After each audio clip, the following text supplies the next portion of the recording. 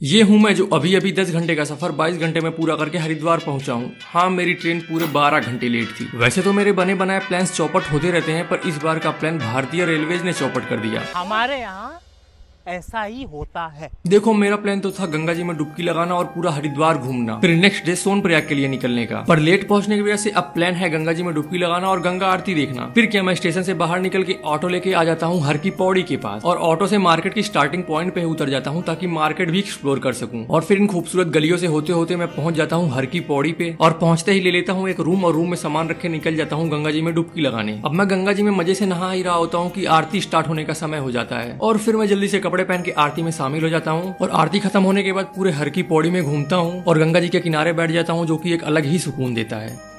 हरिद्वार में अलग स्कैम चल रहा है भाई। जैसा कि आपको पता है कि मैं हूं अभी हरिद्वार में और मुझे जाना है केदारनाथ, जिसके लिए मुझे बस पकड़नी है। तो मैं सुबह 4 बजे ही उठ के फ्रेश होकर निकल जाता हूं हरिद्वार बस स्टैंड के लिए। अब बस स्टैंड पे तो मैं आ गया, लेकिन यहाँ पे कोई क्लियर बता ही नहीं रहा कि बस कहाँ पे आएगी। कोई बोल रहा बाहर रोड पे आएगी और कोई बोल रहा बस स्टैंड के अंदर आएगी। अब मैं कंफ्यूज होकर बस स्टैंड के अंदर जाता हूँ ये पूछने की गवर्नमेंट बस कहाँ पे मिलेगी, तो वहाँ मुझे बताते हैं यहाँ से कोई गवर्नमेंट बस चलती ही नहीं है। तो मैं बाहर आ जाता हूँ और 30 मिनट वेट करने के बाद मुझे प्राइवेट बस मिल जाती है, जिसका किराया 550 रुपए था। तो मैं बस में बैठ जाता हूँ और महादेव का नाम लेके निकल जाता हूँ। हरिद्वार से जैसे ही बस कुछ दूर चलती है, वैसे ही मुझे ये खूबसूरत सनराइज देखने को मिलता है, और उसके साथ साथ ये लैंडस्लाइड भी। इन खूबसूरत नजारों को देखते देखते कब बस आधे रास्ते पे आ गई पता ही नहीं चला। अब आधा रास्ता कवर करते ही बस रुकती है एक ढाबे पे, जहाँ मैं खाता हूँ आलू के पराठे दही और छोले के साथ। उसके बाद देवप्रयाग पे संगम देखते देखते और माँ धारी देवी का आशीर्वाद लेके इस खूबसूरत और उबड़ खाबड़ दोनों रास्ते से होकर, साथ ही कुछ देर जाम में फंस के शाम के 4 बजे मैं पहुंच जाता हूँ सोनप्रयाग। आगे की जर्नी केदारनाथ यात्रा पे ये गलती भूल कर भी मत करना। तो जैसा कि तुम लोगों को पता है कि मैं अभी अभी 10 घंटे की बस जर्नी करके पहुंचा हूं सोनप्रयाग, और केदारनाथ की इस यात्रा पे मैं अपने एक दोस्त के साथ था, जो कि अपने 6 और दोस्तों के साथ था। मतलब टोटल हम 8 लोग थे। तो मेरी बस ने मुझे 3:30 बजे के करीब सीतापुर बस स्टैंड पे उतार दिया था, और यहाँ से सोनप्रयाग लगभग 1 किलोमीटर की दूरी पे है, और यहाँ से कोई टैक्सी भी नहीं चलती, तो मैं पैदल ही आ जाता हूँ सोनप्रयाग। अब यहाँ प्रॉब्लम ये हो गई कि वो 6 लोग गौरीकुंड जाके तुरंत ही ट्रैकिंग स्टार्ट करना चाहते थे। अब मैं केदारनाथ एक बार पहले भी आ चुका हूँ, और मुझे पता है कि रात में ट्रैकिंग करना सेफ नहीं है। रात में ठंड बहुत ज्यादा हो जाती है, और कहीं बारिश हो गई तो और भी ज्यादा प्रॉब्लम हो जाएगी। साथ ही रात के ट्रैक में ये खूबसूरत नजारे भी नहीं देखने को मिलेंगे। तो मैं उनको समझाता हूँ, पर वो नहीं मानते, और शाम को 4:30 बजे ही ट्रैक पे निकल जाते हैं। फिर उनको ट्रैक के आधे रास्ते में ही टेंट में रुकना पड़ता है। तो सोनप्रयाग में अब बचा हूँ मैं और मेरा दोस्त। हाँ, ये मेरे साथ ही रुक गया। दोस्त हो तो ऐसा हो। अब मैं अपने नए दोस्तों के साथ बैठ के ये सोच रहा था कि मैं सोनप्रयाग रुकूं या गौरीकुंड में रुकूं। वैसे अगर आप केदारनाथ की यात्रा पे जा रहे हो तो उन दोस्तों के साथ जाओ जो आपका साथ ना छोड़े।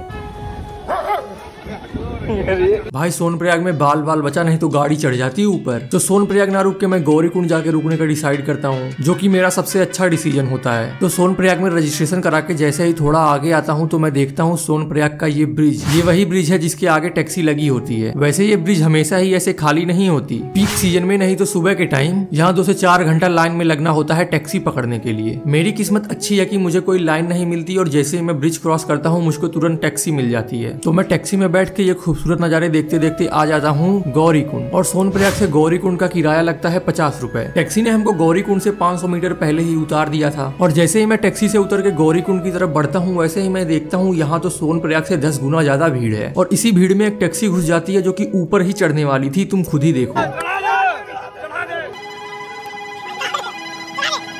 खैर, इससे तो बच जाता हूँ और आ जाता हूँ गौरीकुंड में। और गौरीकुंड पहुंचते ही ले लेता हूँ एक रूम, जो कि मुझे 200 रुपए में पड़ा था। इतने कम में कैसे, वो नेक्स्ट पार्ट में पता चलेगा। भाई गौरीकुंड में 200 में रूम का जुगाड़ कर लिया। कैसे आओ बताता हूँ। तो सोनप्रयाग से गौरीकुंड आते टाइम हमको टैक्सी में 4 लोग मिले थे, जो कि हमारे ही साइड के थे। तो बजट ट्रेवलर होने के नाते मैंने उनसे तुरंत पूछ लिया, भाई साथ में रूम ले लें, और उन्होंने हाँ कर दी। फिर क्या, गौरीकुंड आते ही मैंने ये रूम ले लिया। इस रूम का पहले 1500 मांग रहे थे, पर मैंने उन्हें 1200 में पटा लिया, और ये पर पर्सन 200 का पड़ा था। अब रूम ले लिया तो सारा सामान रख के मैं निकल जाता हूँ गौरीकुंड के गर्म पानी के कुंड में। और भाई जैसे ही मैंने पानी में पैर डाला, साला पैर ही जल गया मेरा, और मेरे दोस्त को पता नहीं क्या हो गया, तुम खुद ही देखो। खैर, थोड़ी देर यहाँ बैठ के मुंह हाथ धुल के मंदाकिनी रिवर का ये फ्लो देखते देखते मैं आ जाता हूँ गौरीकुंड के मंदिर में, जहाँ आरती हो रही थी। तो मैं तुरंत आरती में शामिल हो जाता हूँ, और फिर यही सोचता हूँ कि अच्छा होगा मैं शाम को ट्रैक पे नहीं निकला, वरना मैं ये आरती मिस कर देता, और पता नहीं फिर कभी आरती में शामिल होने का मौका मिलता या नहीं। खैर, उसके बाद मैं खाना खाता हूँ और रूम में आके सो जाता हूँ, क्योंकि अगले दिन सुबह 5 बजे उठ के ट्रैक पे निकलना था। केदारनाथ ट्रैक पे ये चीज देख के लोगों को शर्म आनी चाहिए। तो अभी मैं हूँ गौरीकुंड में और अभी टाइम हो रहा है सुबह के 5 और मैं जा रहा हूँ गौरीकुंड के कुंड में स्नान करने ताकि मैं अपनी पैदल यात्रा शुरू कर सकूं। वैसे मैं तो सोच के आया था कि कुंड में डुबकी लगाऊंगा, पर पानी इतना गर्म था कि बॉटल से पानी भर के नहाना पड़ा। खैर नहा के जल्दी से कपड़े पहनता हूँ क्योंकि बहुत ठंडी थी और फिर अपना सारा एक्स्ट्रा सामान एक बैग में रख के लॉकर रूम में रख देता हूँ और फिर चढ़ाई के लिए एक स्टिक लेता हूँ और महादेव का नाम लेके ट्रैकिंग शुरू कर देता हूँ। और थोड़ी दूर चलता ही हूँ कि अचानक से बहुत ही ज्यादा भीड़ बढ़ जाती है और इस भीड़ में दिमाग खराब खच्चड़ वाले कर देते हैं। अब गौरीकुंड से निकल के मैं आ जाता हूँ केदारनाथ ट्रैक के मेन गेट पे। अब यहाँ से 2 किलोमीटर ऊपर जाने के बाद मैं बैठ के थोड़ा आराम करता हूँ और देखता हूँ लोग बड़े ही मजे से खच्चड़ पे बैठ के जा रहे हैं। और तभी देखता हूँ 2 दादाजी बिना रुके बिना थके चले जा रहे हैं। इन्हें देख के उन लोगों को शर्म आनी चाहिए जो हेल्दी होते हुए भी घोड़े खच्चड़ का उपयोग करते हैं। वैसे इसमें आपकी राय क्या है, कमेंट करके जरूर बताइएगा। हर हर महादेव।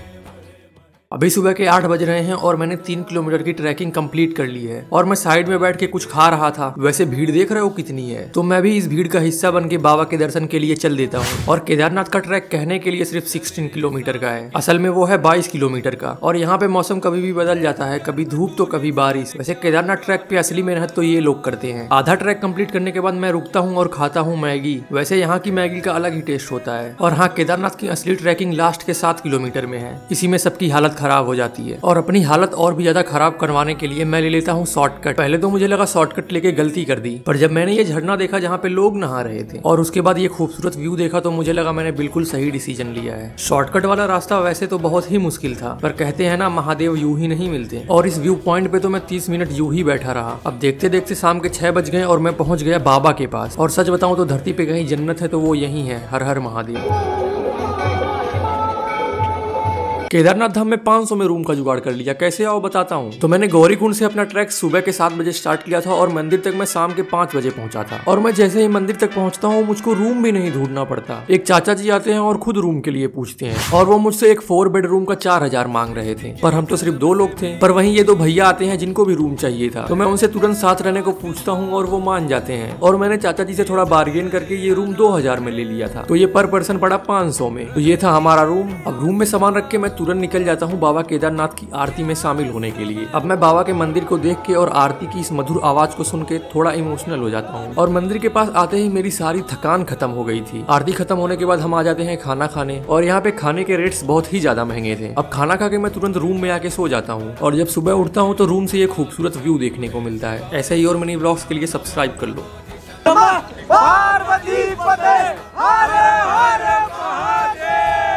केदारनाथ धाम में ये चीज बहुत ही गलत हो रही है। क्या आओ बताता हूँ। तो आज मैं बहुत ही ज्यादा एक्साइटेड था क्योंकि आज बाबा के दर्शन होने वाले थे। तो मैं सुबह उठ के जल्दी से नहा के चला जाता हूँ अपनी यात्रा पर्ची निकलवाने। यात्रा पर्ची काउंटर पे भीड़ बहुत ही कम थी तो तुरंत मेरा सारा काम हो जाता है और रास्ते से ही प्रसाद लेके मैं दर्शन के लिए जाने लगता हूँ। और मंदिर के पास आके देखता हूँ कि दर्शन के लिए बहुत ही लंबी लाइन लगी हुई है, पर क्या कर सकते हैं, मैं लाइन में लग जाता हूँ और महादेव का नाम लेके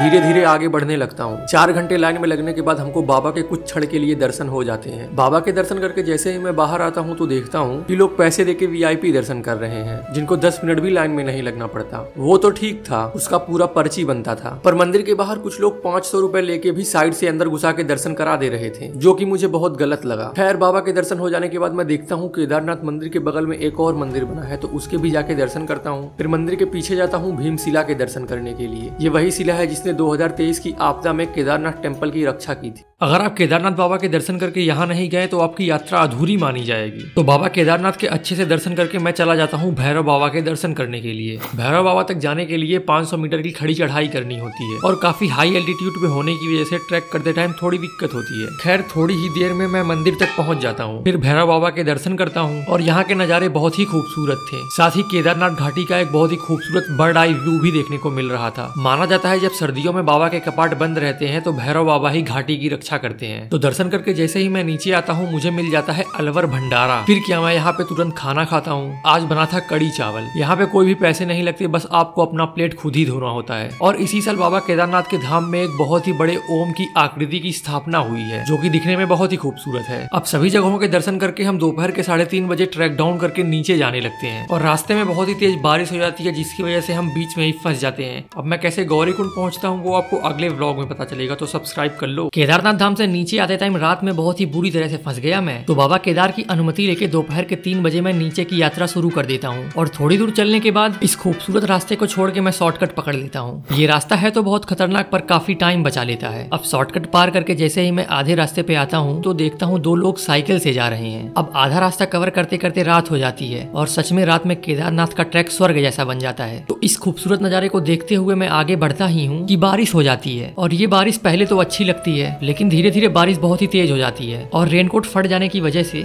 बारिश का पानी मेरे अंदर चला जाता है जिससे मेरे कपड़े और जूते गीले हो जाते हैं। अब भीगते भीगते रात के 8:30 बजे मैं पहुंच जाता हूँ गौरीकुंड। यहाँ से सामान लेके तुरंत टैक्सी में बैठ के निकल जाता हूँ सोनप्रयाग के लिए। रास्ते में बारिश और भी ज्यादा तेज हो जाती है और टैक्सी वाला हमें लगभग 1 किलोमीटर पहले ही उतार देता है। अब यहाँ 30 मिनट वेट करने के बाद बारिश जब थोड़ा कम होता है तो मैं पैदल ही निकल देता हूँ सोनप्रयाग के लिए। सोनप्रयाग पहुंचते ही लेता हूँ एक रूम और यहाँ देखता हूँ जूते कपड़े और मैं पूरी तरह से भीग गए हैं। और अब क्या कर सकते हैं, अब नए कपड़े पहन के तुरंत मैं जाके खाना खाता हूँ और रूम में आके सो जाता हूँ। जैसा कि आपको पता है मैं कल रात इस भारी बारिश का सामना करके केदारनाथ धाम से सोनप्रयाग पहुंचा हूँ और अब सुबह सुबह मुझे निकलना है बद्रीनाथ धाम के लिए, पर बारिश अभी भी हो रही थी। कल की गलती न दोहराते हुए मैं सबसे पहले एक रेनकोट खरीदता हूँ और फिर चल देता हूँ सीतापुर बस स्टैंड की तरफ, ये सोचते हुए कि 10 बजे बस मिलेगी कि नहीं। अब बस स्टैंड के रास्ते में ही प्राइवेट टैक्सी स्टैंड था तो मैं वहाँ पे पूछता हूँ किराया। प्राइवेट टैक्सी वाले 16,000 मांग रहे थे बुकिंग का, जिसमें 8 लोग जाते हैं, पर मेरा इतना बजट नहीं था तो मैं बस स्टैंड के अंदर जाने लगता हूँ और लकीली मुझे तुरंत बस मिल जाती है जिसका किराया मुझे सिर्फ 600 रुपए पड़ा था। अब बस में बैठ के कुछ दूर चलते ही मुझे ये खूबसूरत नजारा देखने को मिलता है, लेकिन थोड़ा ही आगे ये खतरनाक लैंडस्लाइड देखने को मिलती है जिसमें एक घर पूरी तरह से गिर गया था। साथ ही बारिश की वजह से और भी कई सारे जगहों पे लैंडस्लाइड हुई थी। आधा रास्ता कवर करने के बाद बस एक रेस्टोरेंट पे रुकता है जहाँ पे मैं आलू के पराठे खाता हूँ, उसके बाद कोल्ड कॉफी पीता हूँ, फिर कुछ घंटे जाम में फंसता हूँ। उसके बाद ये खूबसूरत नजारा देखते देखते आगे बढ़ता ही हूँ कि कंडक्टर साहब अपनी दवाई लेने के लिए बस रोक देते हैं। थोड़ा दूर आगे बढ़ता ही हूँ कि फिर लैंडस्लाइड हो जाती है और वहाँ फंस जाते हैं। कुछ देर वेट करने के बाद जैसे ही आगे बढ़ते हैं कि फिर जाम लग जाता है। इस बार तो मैं बस से ही उतर जाता हूँ। थोड़ा आगे और बढ़ता हूँ तो देखता हूँ कि एक गाड़ी पहाड़ से नीचे गिर गई है। अब मैं बद्रीनाथ धाम कब और कैसे पहुंचता हूँ ये नेक्स्ट पार्ट में पता चलेगा। ये थी अभी तक की मेरी जिंदगी की सबसे लंबी और खतरनाक बस जर्नी। तो जैसा कि आपको पता है मैं अभी जा रहा हूँ सोनप्रयाग से बद्रीनाथ इस बस में और पिछले 10 घंटे से इस खतरनाक रास्ते और जाम में फंस के आगे बढ़ रहा हूँ। अब जोशीमठ पहुंचते पहुंचते रात हो जाती है और इससे आगे का रास्ता और भी ज्यादा मुश्किल है और रात में बस से नीचे देखने में हालत खराब हो जा रही थी। खैर थोड़ा आगे जाने के बाद बस रुकती है और फिर मैं चाय पीता हूँ और उसके साथ कुछ खाने लगता हूँ। फिर ऐसे ही टहलने लगता हूँ। यहाँ से नजारा बहुत ही खूबसूरत और डरावना था क्योंकि मैं एक बहुत ही ऊंचे ब्रिज पे खड़ा था। अब बस में बैठ के फिर अपनी यात्रा शुरू कर देता हूँ। तो फाइनली भैया 12 घंटे बस का सफर करने के बाद हम पहुंच गए हैं बद्रीनाथ। अब बद्रीनाथ बस स्टैंड से बाहर आता हूँ तो देखता हूँ यहाँ पे बहुत ही तेजी से काम हो रहा है और यहाँ पे इतने सारे होटल और धर्मशाला बन गए हैं कि लोग कम पड़ जाते हैं। अब मुझे यहाँ पे रूम भी ढूंढने की जरूरत नहीं पड़ी। एक भाई जबरदस्ती अपनी स्कूटी पे बिठा के रूम्स दिखाने लगता है। अब मैं मंदिर के सबसे क्लोज वाला रूम ले लेता हूँ। ये रूम मुझे सिर्फ 500 में मिल गया था। अब रूम में सामान रख के तुरंत मैं निकल जाता हूँ खाना खाने के लिए। खाना खा के रूम में आके तुरंत सो जाता हूँ क्योंकि यहाँ पे ठंडी बहुत ज्यादा थी और रात में भीगने की वजह से मेरी तबीयत भी खराब हो रही। मेरी एक गलती जिसकी वजह से मेरी ये हालत हो गई है। तो जैसा कि तुम लोगों को पता है मैं कल रात को बद्रीनाथ धाम पहुंचा हूँ और रात को सो कर सुबह जब उठता हूँ तो मेरी तबीयत थोड़ी ज्यादा खराब हो गई थी। अब मेरा दोस्त सुबह 7 बजे दर्शन करके मुझे चलने को बोलता है। अब भले ही मेरी तबीयत खराब है पर इतनी दूर आके सही से दर्शन किए बिना और माना विलज जाए बिना मैं तो वापस नहीं जाने वाला। अब वो नहीं मानता तो मैं उसे जाने को बोल देता हूँ। फिर 10 बजे उठकर निकल देता हूँ दर्शन करने के लिए। मेरी शक्ल देख के मेरी हालत का पता लगा सकते हो तुम। अब यात्रा काउंटर से यात्रा पर्ची निकाल के मैं पहुंच जाता हूँ बद्री विशाल जी के पास और यहाँ पहुंचते ही अलकनंदा रिवर का मधुर आवाज सुन के और मंदिर को देख के मेरी आधी तबीयत वैसे ही ठीक हो जाती है। अब मैं बिना किसी देरी के जल्दी से जाता हूँ और गर्म पानी के कुंड में नहाता हूँ। फिर प्रसाद लेके लाइन में लग जाता हूँ क्योंकि अब मंदिर बंद ही होने वाला है। अब 2 घंटे लाइन में लगने के बाद फाइनली मुझे कुछ क्षणों के लिए बद्री विशाल जी के दर्शन हो जाते हैं। अब इस कुछ पल के दर्शन से मेरा मन तो नहीं भरता पर अब मंदिर बंद हो गया था तो मैं बाहर आ जाता हूँ और भी मंदिरों में दर्शन करने लगता हूँ। फिर भगवान के भोग में कुछ पैसों का सहयोग करता हूँ जिससे मुझे भी भोग खाने का सौभाग्य प्राप्त होता है। अब मन में शाम को दोबारा दर्शन करने की इच्छा लेके मैं निकल देता हूँ माना विलेज के लिए। क्या आपने कभी अकेलापन एंजॉय किया है? मैं तो कर रहा हूँ। तो बद्रीनाथ में मेरा दोस्त मुझे अकेला छोड़ के चला जाता है घर की ओर और अब मैं बद्रीनाथ जी के दर्शन कर अपना सामान लेके एक बजट में रूम ढूंढने लगता हूँ और थोड़ा पता करने के बाद मुझे एक बहुत ही बढ़िया डॉर्मेट्री मिल जाती है सिर्फ 300 रुपए में। फिर क्या मैं अपना सामान रखता हूँ और अकेले ही निकल देता हूँ माना विलेज के लिए। अब जैसे ही मैं माना के रास्ते पे बढ़ता हूँ तो देखता हूँ ये रास्ता एकदम ही सुनसान है। साथ ही यहाँ के नजारे मैं शब्दों में बयां नहीं कर सकता और यहाँ पे 2 बहुत ही खूबसूरत झीलों का भी निर्माण हो रहा है। अब इन नजारों को देखते देखते मैं पहुंच जाता हूँ टैक्सी स्टैंड तक। यहाँ पता चलता है यहाँ से माना तक सिर्फ टैक्सी बुकिंग में जाती है 500 रुपए में। अब इतना मैं नहीं देने वाला था तो मैं पैदल ही निकल देता हूँ और इस खूबसूरत जगह पे अकेले बैठ के अपनी कंपनी एंजॉय करता हूँ इस बेहद खूबसूरत नजारे के साथ। अब मैं यहाँ कुछ देर बैठा ही था कि एक भैया मुझे मुझे लिफ्ट दे देते हैं। ये सब्जियां लेके माना जा रहे थे, तो मैं इनकी गाड़ी में बैठ के इन खूबसूरत नजारों को देखते देखते पहुंच जाता हूँ इंडिया के फर्स्ट विलेज माना में। अब जैसे ही मैं माना विलेज में एंटर करता हूँ तो देखता हूँ यहाँ पे अलग ही लेवल की खुशी और शांति है। फिर क्या इन खूबसूरत कलाकृतियों को देखते देखते आगे बढ़ता हूँ, तभी देखता हूँ एक आदमी पुल से नीचे कूद गया है और यहाँ पे भगदड़ मच गई है। अब आगे का नेक्स्ट पार्ट में फॉलो और सब्सक्राइब कर लो। तब तक माना विलेज में एक आदमी पुल से नीचे कूद गया। तो जैसा कि तुम लोगों को पता है, मैं अभी पहुंचा हूँ माना विलेज और जैसे ही मैं यहाँ एंटर करता हूँ तो मुझे दिखता है गणेश भगवान का ये सुंदर कलाकृति। और यहाँ से थोड़ा आगे जाने के बाद मैं पहुंच जाता हूँ गणेश गुफा तक, जहाँ जाके मैं तुरंत दर्शन करता हूँ। और ये वही गुफा है जहाँ पे गणेश जी ने महाभारत लिखी थी। तो गणेश गुफा के दर्शन करके मैं थोड़ा आगे बढ़ता हूँ तो मुझे दिखता है वेद व्यास जी का गुफा। तो जल्दी वहां भी जाता हूँ और दर्शन करता हूँ। फिर जब मैं भीम पुल की तरफ बढ़ता हूँ तो मुझको विलेज के ऊपर ये रोड दिखाई देती है। लोकल से पूछने में पता चलता है ये रोड इंडियन आर्मी ने अपने पर्सनल यूज के लिए बनाई है, क्योंकि यहाँ से 25 किलोमीटर आगे ही तिब्बत बॉर्डर पड़ता है, जिसपे अब चाइना का कब्जा है। खैर, जैसे ही मैं सरस्वती रिवर के पास पहुंचता हूँ तो देखता हूँ सब लोग पुल से नीचे झांक के कुछ देख रहे हैं। तो पूछने में पता चलता है किसी आदमी का फोन नीचे गिर गया था और उसे निकालने के लिए एक लोकल आदमी भी नीचे कूद गया और थोड़ी देर में फोन लेके बाहर भी आ जाता है और बदले में जिसका फोन था उसने उसे कुछ पैसे दे दिए। और हाँ, यह है सरस्वती रिवर, जो कि आप सिर्फ माना विलेज में देख सकते हो। सरस्वती रिवर देखने के बाद मैं जाता हूँ भीम पुल देखने, और सच में ये पुल सिर्फ एक पत्थर को रख के बनाया गया है। और ये वसुधरा फॉल और स्वर्ग रोहिणी मार्ग पे जो गेट बना हुआ है, इसकी सुंदरता मैं तुमको शब्दों में बयान नहीं कर सकता। मैंने पिछले व्लॉग में बताया था कि बद्रीनाथ जी के कुछ क्षण के दर्शन से मेरा मन नहीं भरा, तो मैं माना विलेज में सब कुछ देख के और हिंदुस्तान की प्रथम दुकान से चाय पी के वापस बद्रीनाथ में अपने डॉर्मेट्री में आ जाता हूँ। वैसे कई लोगों ने मैसेज करके इसके बारे में पूछा था, तो इसका नाम है बंगूर भवन,